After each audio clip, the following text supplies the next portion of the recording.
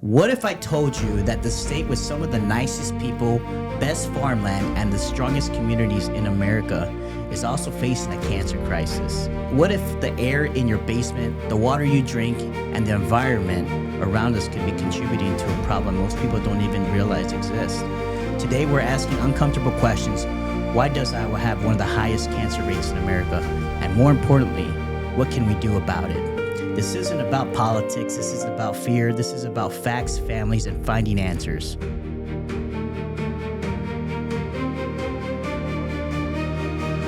Welcome back, folks, to another episode of Against the Odds. I'm your host, Chuy Rivas, and today we're going to be kicking off a three-part series on Iowa's cancer crisis that we have today. Unfortunately, today's topic is going to be something that a lot of families have dealt with, hundreds, maybe even thousands. And that's radon. Across from me is Michael Welker. He is a radon mitigation specialist who specializes in mitigating radon out of your houses. So what we're going to do today is kind of find out, and he's going to take us to church about what radon is, how it affects us, what we can do to prevent it. So, Michael, I appreciate you being here. I'm fired up about this episode and this series. I know you're fired up, so let's get it, my boy. Let's All get right, it. sounds good. Like that? Yeah. So what is radon, man? So radon is a naturally occurring radioactive gas that forms when uranium in soil, rock, and groundwater breaks down over time. It is invisible, odorless, and tasteless, so the only way to know if it is present at elevated levels is to test. Okay, so you think everybody in Iowa has this radon right now? Yeah, I mean, it's Iowa's, I believe it's the number one state for radon levels. It's the number one? It's everywhere. Yeah, I believe we have the highest levels in all of the United States. Holy cow. So, but it's, it's everywhere. And it's sporadic also, like your house could be, let's say 8, and then your neighbor's house could be 20. It's just, you just never know. You can't really. What is 8 and what is 20? So they recommend mitigation over 4 picocuries. They say that if your house ranges in like 12 to 14 picocuries, it's basically the equivalent of smoking 2 packs of cigarettes a day. Okay. Holy cow. So picocuries is, I'm assuming it is how they measure it. Okay, the level of Yep. radon in your house. Yep. Okay, and you said 12 to 15 is smoking how many? 12 to 14 is almost, it's basically the equivalent of smoking 2 packs of cigarettes. A day? A day. Are you kidding me? No, dead serious. So, What the heck? Okay, and it's in everybody's house. yes, essentially, yeah. It's even outside. It's just the levels outside essentially are not as condensed. The average level outside is like 0.04 essentially is what they say. Wow, you're kidding. That's mind blowing if you ask me. That's what do you do people? I know you do this for a living, right? When do people call you and like, hey, I have radon? How does that go from A to B to C to you coming? Usually people will test themselves, and then they figure out their levels, and then they contact us, and then we obviously figure out the best way that we can potentially get their levels below 4, and we go from there. And then we also we install the system, and then we'll do post testing, and then we also do another test within 2 years after that. So okay, so you could do the test not only once in your lifetime. You have to do it a couple times. yeah, essentially, and they say you should retest about every 2 years, anyways, just to make sure that you're still underneath the 4, especially if you have a system and everything like that. Because obviously, safety is everyone's number one goal, and they want their families to be safe and everything like that too. Right. So, sheesh. So even if you so you're telling me, let's say I test my house today, it comes through like 4.04, right? Mm-hmm. I should retest and see if it's gone up. yeah, and not only that, so your radon levels are going to go up and down. Like during the winter time, they're going to be higher because essentially the ground is frozen. So your house at that point in time is the funnel system for it to escape, because your house also creates somewhat of a vacuum because it's pulling in hot air and everything like that. And then also when it rains, the ground is somewhat sealed. So your radon levels are also going to be elevated at that point in time. But when it's like a bright sunny day, and the ground can breathe and everything like that, your levels are going to be a lot less than what they would potentially during winter time or if it was raining and stuff like that. Wow, I did not. I had no idea. That's incredible. That's crazy how what the season, what's going on outside is affecting your radon levels in your house. Like what do you recommend people do, and is it every home should do right now? I mean, obviously test to see where your levels are. Like I said, just because, just because your neighbor's levels are low doesn't mean that yours are. So we always recommend that everyone, essentially test just to see, so we can get an idea of what their levels are. And then, if they're above 4, I've even had plenty of people that are like their levels are at like 2 or 3, and they just want them lower, so they still have a system installed. Okay. Even at 4.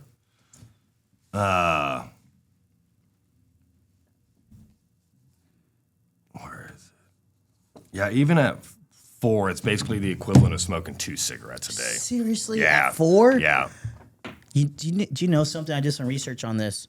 That Iowa has the second leading cause of lung cancer in Iowa is radon. Yep. And I also learned that lung cancer is deadliest cancer in Iowa as well. So that's major news, guys. Like that's crazy. We should probably take this real serious, if you ask me. I mean, we have what do we have at our homes? Alarm, security cameras. I mean, why not have a radon tester? Yeah, I mean, it's up there with like the same with like a carbon monoxide detector. You Yeah. just it's there, it's present, but you just want to be aware of it and try to get it as low as possible. Essentially, Can you see radon or taste it? No, or- no. It's odorless. You can't see it. You can't. You can only. We have 2 ways of testing. One is a charcoal filter, or we do a CRM, which is essentially an electronic box that we set out, and we have to set it out for at least 48 hours, and it'll give us an average. And then the charcoal filter test you usually set out for about 2 days, and then they get sent off to a lab, and the lab in turn gives us results, and we go from there. Okay, so you can't really find out right away what your EPA is. No. Okay, so you gotta wait a little bit for a few days, then you send it off to a Yeah. lab. Yeah, Okay. the CRMs, you get faster results because we can download them on the computer and everything like that. But like I said, the charcoal canister test, those get sent off to a lab essentially. Oh man. So- Okay, so here's a question: What should everyone buy at least? Where do you buy these kits, or can you buy them? You can get them at Menards sells them. You can also get them from your county office. A lot of the times, from what I understand, is they will give you those for free. Your county office? Yeah. Okay. Yeah. So and then let's say they don't. How much do they cost? Are they expensive? I think they're not too bad. I think you can get a charcoal test at like Menards for like $10 essentially, okay. and you can even go on. You can also go on like any online store, and you can get. They have digital ones, but the thing to be aware of the digital ones is if you read the fine print on them, they can be anywhere from 15 to 20% off. Wow. So it's not an official testing. It gives you a good idea of what your levels potentially are, but it's not going to be spot on. So don't go digital, guys. You hear that? Because it's not going to be spot on. I like that. Good information. Because a lot of people are going to go over there and It's a grab good, whatever. yeah, it's a good. They give you like a good general idea, of what it is, but it's not going to be spot Sure. on. And why would you even want to have a general? I want the facts. I want to know, hey, where the heck's my radon levels? Yeah. So I know my generation and younger generation is going to be like, hey, let's do digital, but like you just said, it's probably not the best way to do it. So No, if you're looking for like exact results, you should do the charcoal test or a CRM essentially. And so then let's say I go to my house and I test and holy cow, it comes in high. Speaking of, what is the highest you ever seen, by the way? Sadly, the highest I have seen is it's in a town around here, and their levels were 133. 133? Everybody in the house has sadly had cancer. It was not a good situation. They had a lot of things going against them. My mind's It was blown. a good learning experience, but yeah, that's the highest levels that I've seen. And then I've also seen there was another house that we dealt with that was in the 90s, but the 133 was That's the highest I've seen. And I've never seen anything the 90, but other than that, nothing even come close to it. Holy cow! What I wonder what it is compared to smoking. How much that is? Like 50 packs a day. Good. That's I'm not probably trying to make it's light probably of a it, couple but that's kinda cartons for messed sure. up. Probably a couple cartons. And did they had any idea of this, or like it's just No, basically, the wife. Since 2020, since the beginning of 2026, Iowa's essentially been on a cancer kick and everything like that, and it's been all over the news and everything like that, and that's gotten a lot of people's attention. And the wife decided to test for it, and You're kidding me? and and she firmly believes that that's what's caused a lot of their health issues. Michael. Which I don't doubt one bit. What town was this in? It was outside of Manson actually. It's a farmhouse, and they had a lot of things going against them. It was an old farmhouse, and then they had, they had done some real nice additions on the house, but with those additions, they had basically just exposed dirt up underneath, and so it was just a recipe for disaster. Yeah. Okay. Yeah. Holy moly.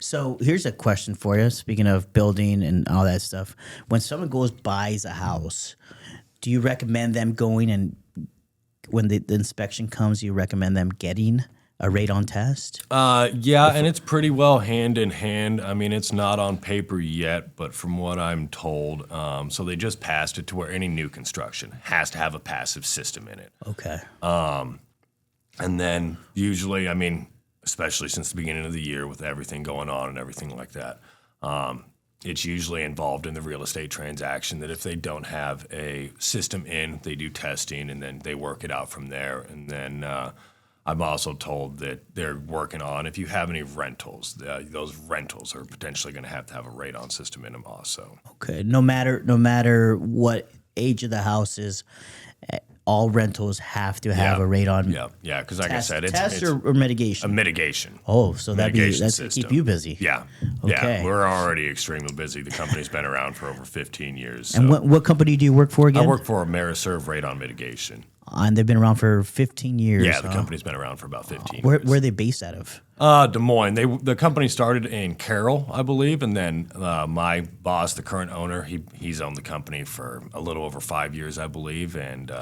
You guys are booked right now, aren't you? Yeah, and we don't do a lick of advertising either. It's all word of mouth essentially, and we are busy. We stay busy. So It's a good problem. Unfortunately, bad circumstances why they're needed, but it's definitely needed, and you're probably doing people a lot of favors, saving a lot of lives. Truly doing this, man. Yeah, it's definitely helping people out. Is that how you feel? Like I know. Oh yeah, 100%. Yeah, because I mean, obviously, I'm a family man. I have kids and everything like that, and a lot of it is parents that have kids, and I mean, if you have a finished basement or anything like that, and kids are sleeping down there, I mean, you're essentially your kid is smoking cigarettes, but so That's crazy. My son lives in the basement.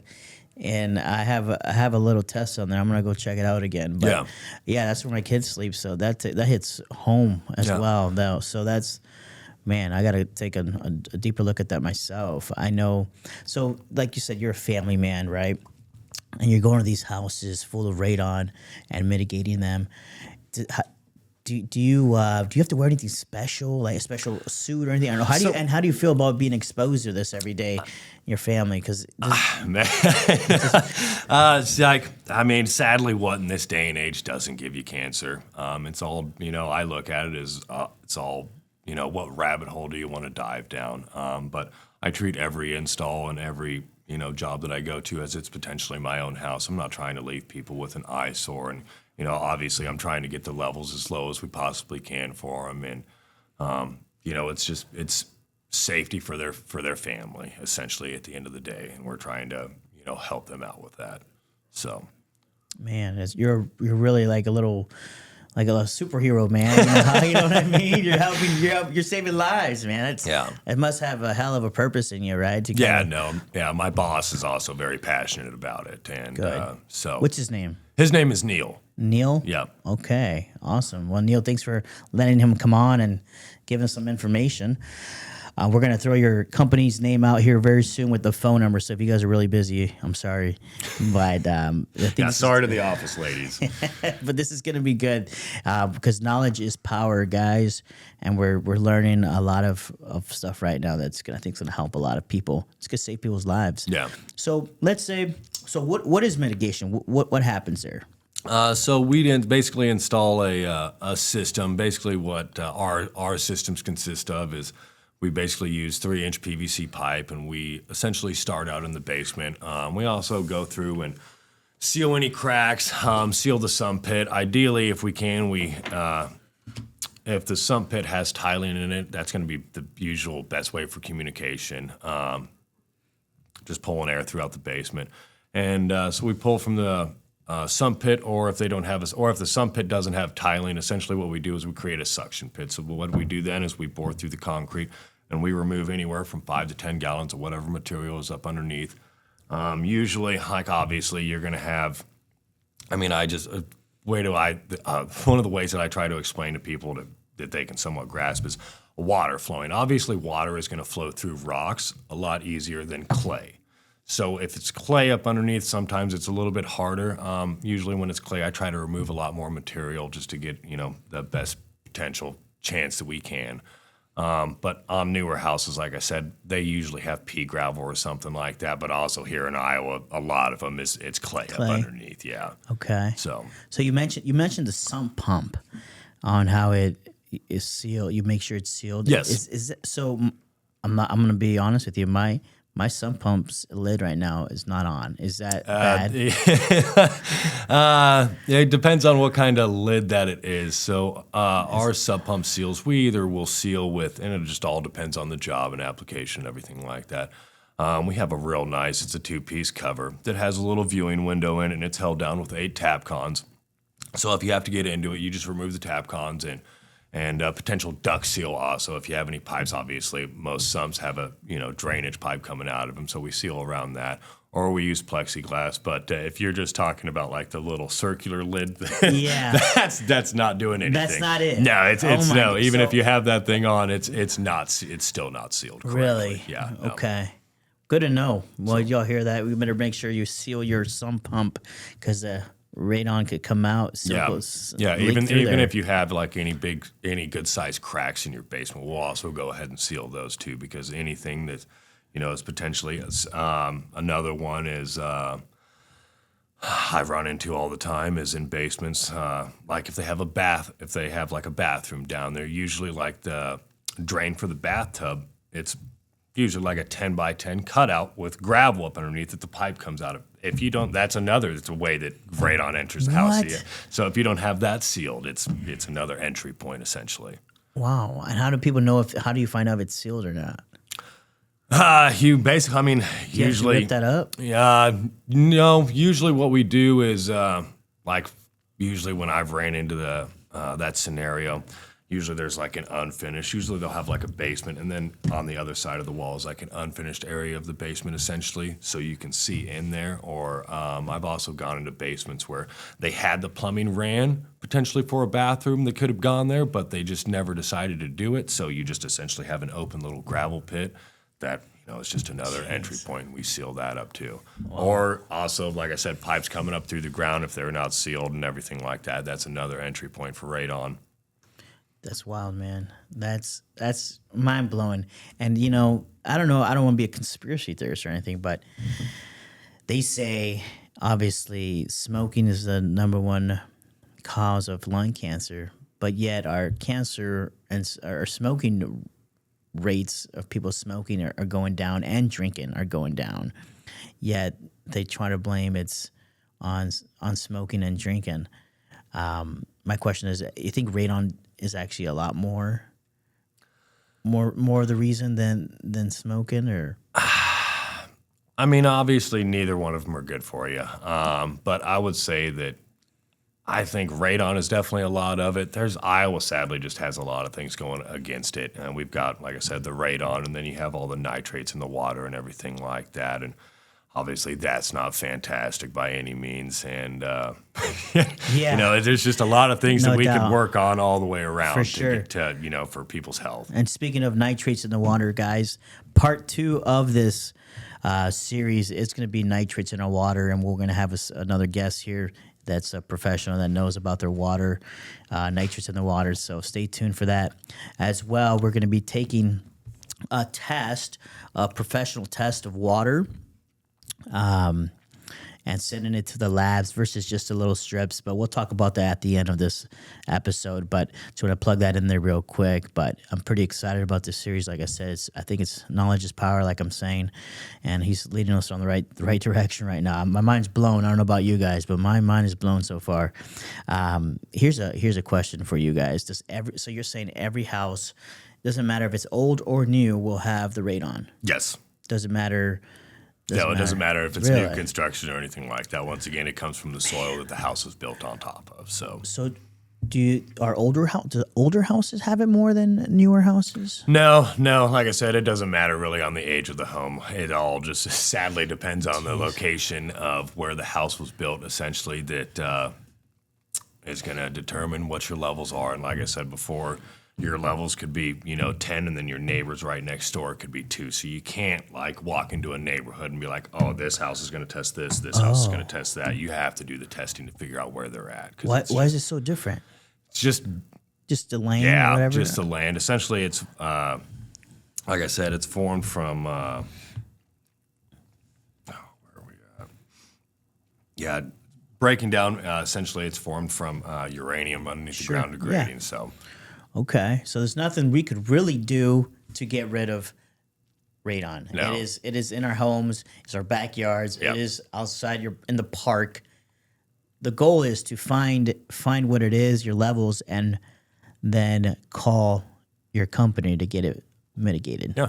That is basically what I'm understanding from you. Yep. It's because we can't get away from it. We could kind of prevent it from getting to us. Yeah, and try to get the levels as low as we possibly can. So. That's interesting, man. That's crazy how I've never even heard of radon really until this last year. Like what the heck it is. I'm from California, so when I moved here, we moved here for the cost of living. Now living here is costing me my life because has the highest new cancer rates in the United States, and I know that all of the United States, their trend's going down, yet Iowa's the only state that's going up. Yeah. And they say it's projected to keep going up. Yeah. And that's a freaking thing that pisses me off, man. The average level in Iowa is about 8.5, and then for the rest of the nation, it's about 1.4. If that gets. Are you kidding? No, dead serious. So. 8.5. How come there's no laws or anything like that says, hey, every home has to have a mitigation? Why not? I mean, that's a no-brainer if you ask me. You would think so. I mean, it's at the end of the day, it's it's not good for you, and it can be a severe health risk depending on your levels and everything like that. Dude, that's just so irresponsible. I feel like as a government, as someone that has power to be like, hey, every home needs this because it's gonna kill you. Like that's just mind blowing to me. I just can't get over it. So we're 8%, and the rest of the United States is The average level is about 8.5 for Iowa, and then for the rest of the nation, it's about 1.4. Dang, dude, that's insane. Yeah. I was hearing a story about a lady, a husband and wife that got older, and they had to sell their house because they got lung cancer, but the house was full of radon. But they had to sell the house to pay their hospital bills, man. Isn't that messed up? Yeah, that's terrible. This is that, like, I'm just like, dude, if this is really that, like, good Lord, man. And people wonder why we're on the highest cancer, trend. Like, this is, and yeah, I'm glad people are bringing awareness and kind of, man, that just blows my mind, man. I'm sorry. I'm pretty passionate about this. It ticks me off. I have family members that have passed and friends I'm sure you have had, and nothing's being done really, So I hope we're talking about it right now could help people out. So that's our main goal. How much does a medication cost? How much does it cost to get it done? It all depends. Like I said, it all depends on your levels and everything like that, and what we potentially have to do. But roughly starting out, our systems run anywhere from, I believe it's like $1,600 to $1,800. Once again, the girls in the office, they usually handle all the cost and everything like that. I'm just the guy that goes and installs the system and works on getting your levels low. Sure. So, no, that's honestly, guys. I mean, $1,600 to save your life. I don't know, man. I spent $1,600 on a whole lot dumber stuff. I tell you that. Yeah, people think they cost a lot more for some reason. Like I've talked to a lot of people, and when I tell them that number, they're like, "Oh, I thought it was going to be like $5-6 grand." I was like, "No, not at all. Hell no. No." Is there payment plans too for people that can't afford the top payment? I don't know. There's so like in Des Moines, I know that there's a program that we work with that like elderly people can get, like just like when they can get they have programs to where people can get like updated utilities, ACs or windows replaced and stuff like that. So you can look into those. It all just depends on what county you're in and what your city that you're in is offering, essentially like that. But there are programs out there to help with it and cover it. Yeah, I mean, first off, everyone I think should have one. I think. I mean, I'm not knowing what your levels are, people's are, but what I'm hearing is this is real serious. So I would definitely try to figure something out, getting one on there. I know Webster County here in Fort Dodge, we're ranked the third type of cancer that people get is lung cancer. And so if that says anything, how important it is here in Webster County. Do you know what our levels are in Webster County? The average level, I do not for Webster. No. Okay. Where do you mostly work at? We go all over, man. I work in Carroll, Denison, Des Moines, here in town. We go basically wherever we're needed, essentially. So, what town do you know that has the highest radon levels? You know that? I can't, like I said, you can't really determine it by towns or properties or anything like that. Like I said before, the highest levels that I've seen was the 133, and that was outside of Manson a little bit. That's wild, dude. Yeah, I feel terrible for them. And I mean, they're great people and everything like that too. And she was even concerned for her animals about it. Because obviously it'll affect animals too. Oh, it does. Oh yeah, it affects anything that's living and breathing. And essentially, what it does is it gets into your lungs and it harms your lung tissues. So anything living and breathing it's going to affect. Dang, dude, this is crazy, man. Yeah. And wow, that's I just can't get over it, man. This is crazy, and it plays a good, that's why we have some of the highest freaking cancer rates, man. No one's talking about it. One and two, no one's really doing anything about it. So yeah, luckily, like I said, Iowa, they started at the beginning of the year to at least acknowledge it in a sense. We'll see what they do about it, but at the end of the day, it's also your own decision. If you want to, you're responsible essentially for your own health, in a sense, obviously. Mm-hmm. So if you're worried about it or it's something you want to look into, like I said, I recommend testing. I believe everybody should test just to see what their levels are because, even if you don't smoke, there's a real good chance based off of what levels you may potentially have that it's going to be a severe health risk and could give you cancer. Like I've heard of, I believe it was a house in Ames that we did, and a mother and daughter had been in there for, I think it was about 15 years, and neither of them smoked, and they both came down with lung cancer. Dang. And they firmly believe that it was because of the radon. Son of a gun, dude. Sheesh. So right now, I'm going to tell all my listeners and everyone, all you listeners, tell somebody to go get a freaking radon test kit first. And then call Michael Welker. Right? Or any other company. There's obviously multiple companies out there that do it. But sadly, also with Iowa jumping on the whole cancer kick for 2026, I like to call them like pop-up companies. Essentially, like when a hailstorm rolls through, you have all these companies that come and do hail damage, repair, and everything like that. And sometimes they don't do a fantastic job, and then they're just out. Yeah. And so, sadly, we're getting some of these pop-up companies where, they just stop answering the phones for these customers and they leave them hanging. So we essentially have to go in there and correct a system that wasn't ours and, get the customer essentially, their levels down in a system that actually works and is going to operate properly. Right, dude. You're speaking to the choir right here. I also do insurance, and when we do have those hailstorms, we do have these random people from all over Iowa come to like Fort Dodge and knock at doors and be like, "Hey, we're gonna do your roof for this much," and they'll give them the money from the insurance company to sign over the check, and then not get any of the roof done, or like you said, start it and then leave them high and dry. Yeah, just terrible quality work. Exactly, and then they'll never get back to the client when they call them, or if they need some sort of, so they just grab the money and run. So guys, when you're looking for a mitigation company, make sure they're reputable, you know them, because you don't want to be screwed at the end of the day, making sure, you paid all this money and the stuff's not installed correctly.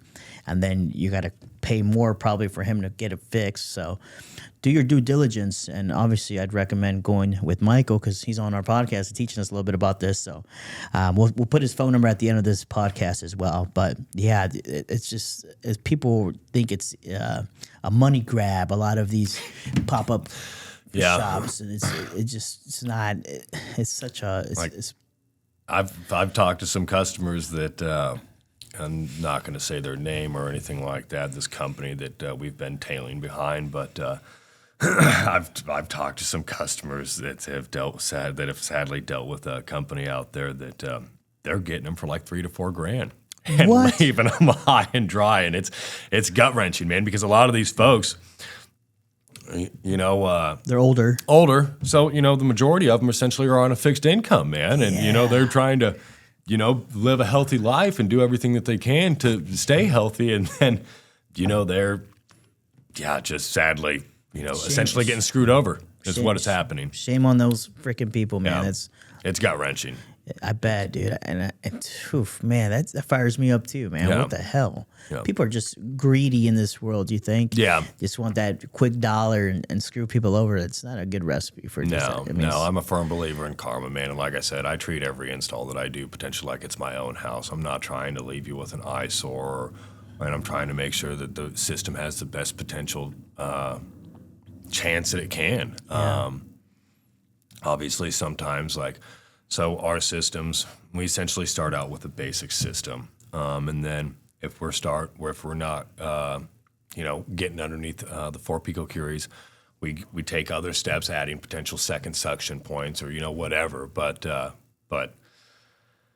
yeah, we don't. I tell every customer that I go into, I tell it to you straightforward. I'm not a salesman. I'm not going to sell you on something that you don't need. That's not what I'm here for. Right. I'm just trying to do honest work and, trying to help these people out essentially. No doubt. So not selling them on a bunch of stuff that they don't need. Right. You're not you use car salesman. You're, Yeah. you know what I mean? No.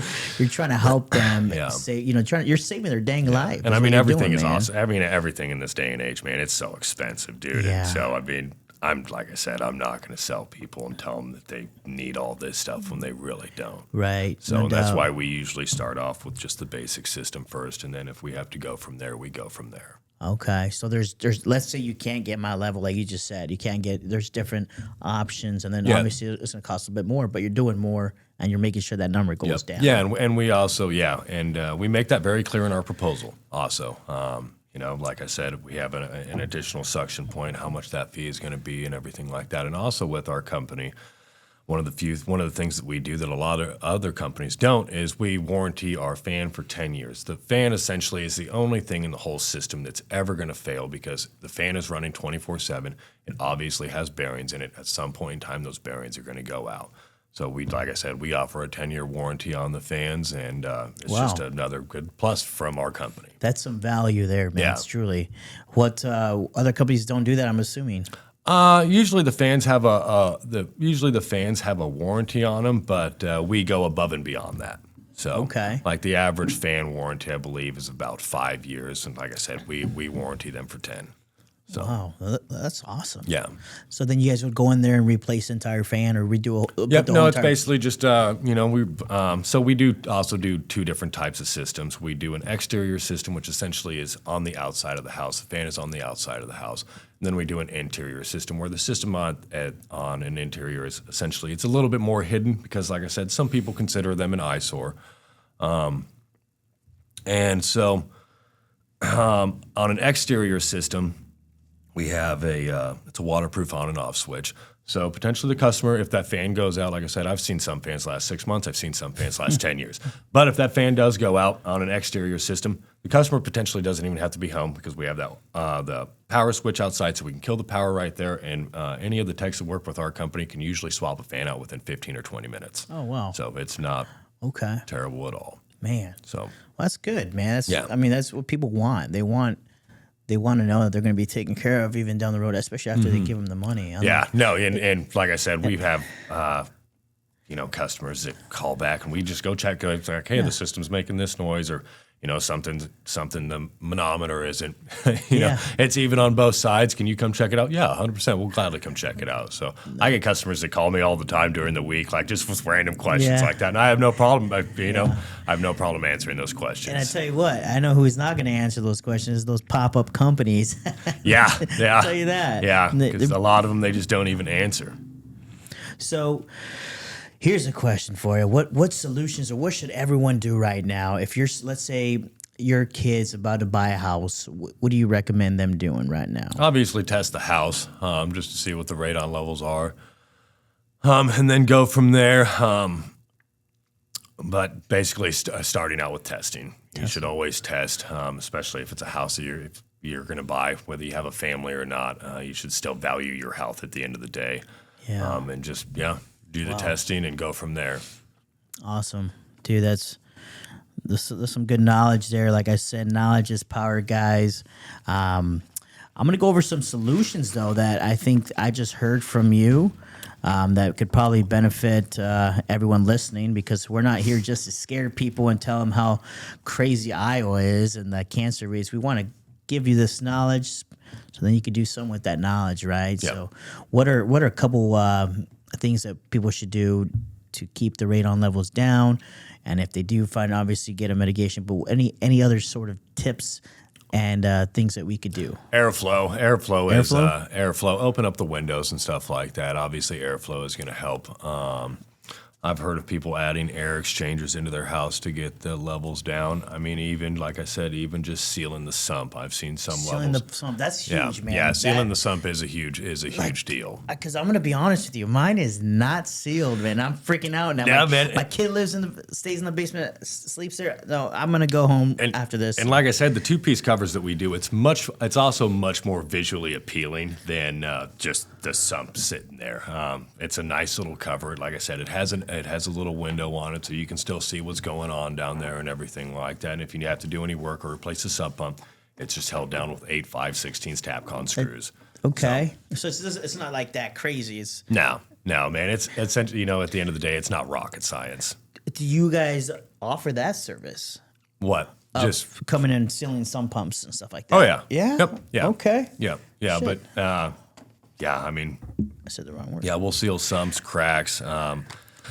Sometimes waterproofing systems in basements is also another contributor.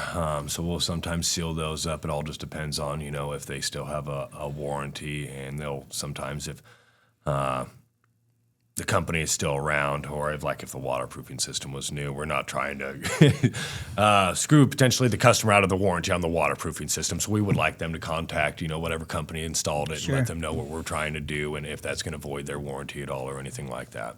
All right, sweet, man. Okay, so what I'm gonna do right now, I'm gonna ask you. I'm gonna make sure these solutions are right up your alley, All right. and you let me know if they're what we need. But I think you hit them all. It's just kind of crazy. You had them written down. But number one solution is to get a tester put in your house and test it, not just once in your lifetime. Every 2 years. And also, when you test your house, you want to have what we call closed house conditions. Okay. You don't want any windows open. You don't want any doors open. And also, when you test, usually those testers have an instruction deal on them. But the ones that we do, we recommend that they are at least 30 inches off the ground. You don't want them to be like directly up underneath an air vent because if it's pushing fresh air on it, obviously that's going to give us false results essentially. And then also, direct sunlight. So that's a couple things to just try to pay attention to if you're testing yourself in your own home. And then also you basically usually always want to test in the basement. The basement. Yep, in the basement because especially if it's a finished basement. Okay. We 99% of the time we test in the basement. And we go from there essentially. Awesome. So, dude, man, I gotta go home. I gotta go check this out. Oh man. So what I just heard is if you're gonna test it, test in the basement, make sure the windows are closed, don't put it by a vent. Yep. And test it every 2 years because the levels could change. Yep. And according to, it's weather related. And basically what we go for is we go for a yearly average essentially. Because like I said, they're gonna elevate during the winter time and stuff like that. Obviously when it's essentially a closed house conditions and like I said, it's essentially a funnel system at that point in time because the ground essentially is frozen and obviously the ground underneath your basement is not. So your house becomes the funnel system for it to escape. Wow. Man, that's good info, man. I swear I'm loving this. Part number 2 is let's say you do have high levels of radon. You could call a mitigation company. And I actually have your phone number, your company's phone number here. I'll give it to you guys all right now. 515-240-4175. If you guys do test and have high radon levels, you could call my man, Michael Welker, and his company. So, again, 515-240-4175. I hope that's right. That's right. Yeah. Sorry for the ladies in the office. I'm sure they already get slammed with calls every day. So, and then third, make sure the sump pump is sealed correctly because that was big. That was right now. It's in the back of my head right now. I'm freaking out. But yeah, make sure that's sealed correctly. Yep. Yeah, and any cracks or anything like that in your basement floor also, it's another entry point for radon. So. And then number 4, when buying a house, you want to make sure the realtors and the inspectors do check your house for any radon levels. And then if they do, obviously make sure the mitigation is part of your contract when buying a house. Usually, closing costs. Usually, from what I understand, they usually include it in the closing costs or whatnot. And, they work it out however they see fit. So here's my question.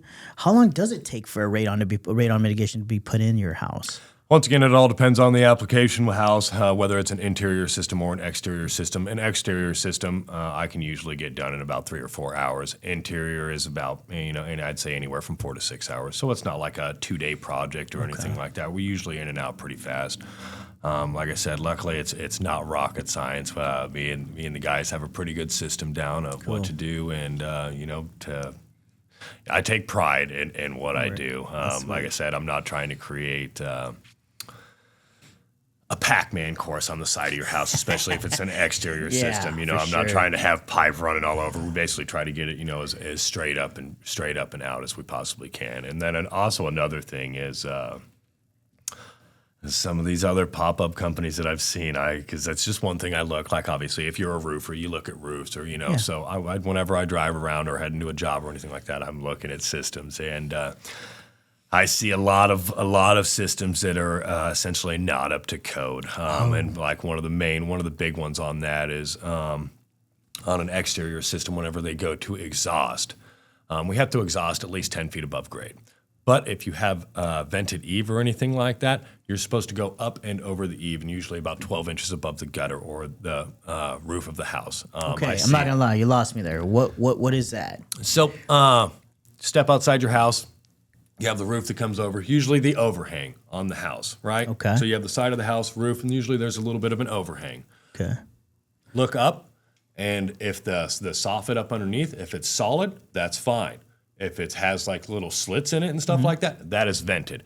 Okay. So, like I said, I see a lot of systems that are exhausting 10 feet above grade, but they are below the vented eave. So essentially, it's just recycling right back into it. Oh my gosh! And then also the fans are not they're not supposed to be in a living area. I've seen some. What do you mean living area? So like the radon fan, it's not supposed to be like in the basement. It's supposed to be on the outside of the house, or for like an interior system, we usually run up through the basement, usually into the garage. The pipe sticks out away from the wall about 6 inches, and then it goes up into the attic above living area, and that's where we'll mount the fan, and then we'll usually run it to the back side of the house and exhaust on the back side of the house once again. So I'm not going to install a system on the front of somebody's house because it's an eyesore. Like I'm not doing it, you know. And then same with when we exhaust. I'm not going to throw an exhaust pipe on the front side of your house because it's just an eyesore. I wouldn't do it to my house. I'm not going to do it to yours. Right. I love your passion, dude. I love it.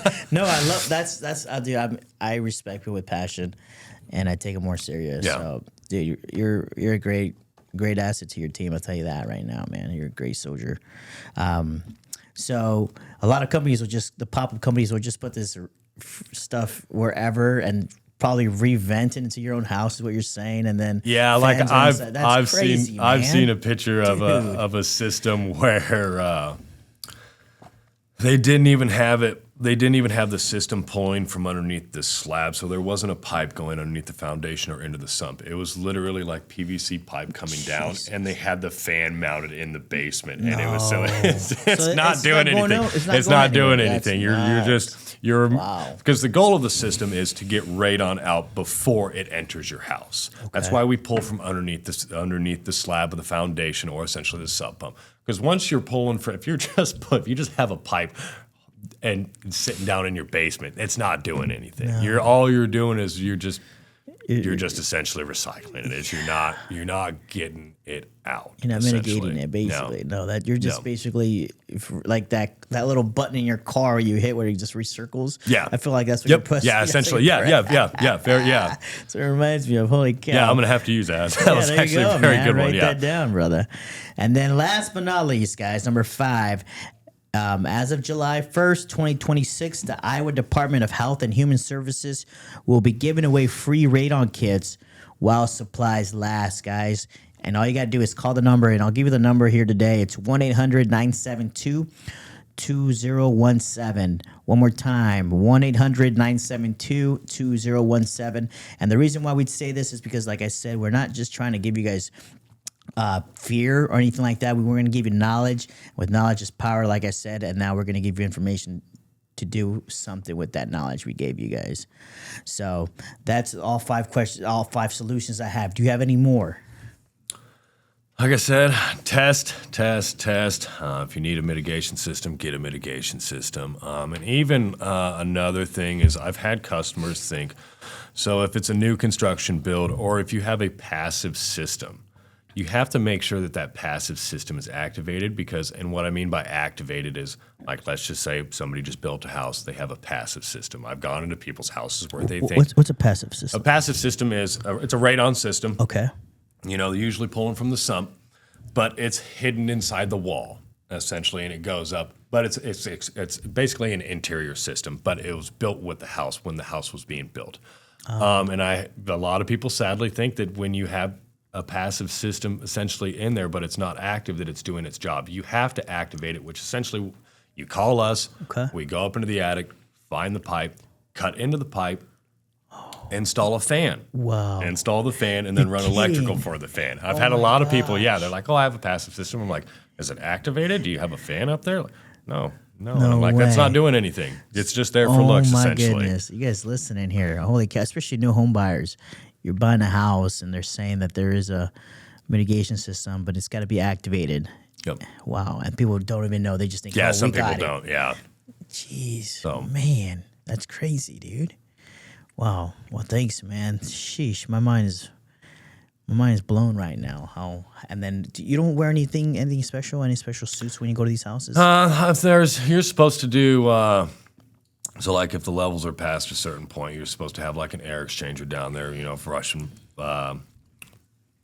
basically pushing in fresh air. And then they also, they're required to, so your company is also required to keep track. It's almost similar to, like, radiation, essentially. Like, if somebody works with radiation, they're supposed to keep track of how much time and the levels, because you're only allowed, each worker is only potentially allowed to be have so many hours in per year and stuff like Wow. that for depending on what levels you've been in and everything Seriously. like that. Yeah, And you got to chart all this. I'm Yep, assuming. yep. You know what it reminds me of a lot of this radon stuff is Chernobyl.